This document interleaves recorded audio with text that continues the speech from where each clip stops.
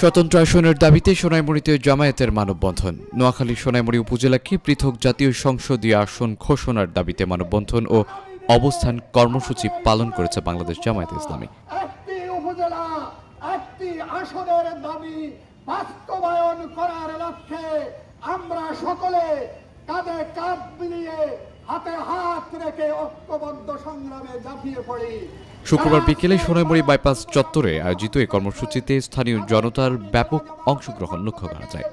এবং সোনাইমুড়ী জামাতের পক্ষ থেকে সোনাইমুড়ীর একজন নাগরিক হিসাবে আমার ব্যক্তিগত পক্ষ থেকে আন্তরিক অভিনন্দন এবং মোবারকবাদ জানিয়ে আমার বক্তব্য এখানে শেষ করছি। Miraj, news Times. বাংলাদেশ জিন্দাবাদ।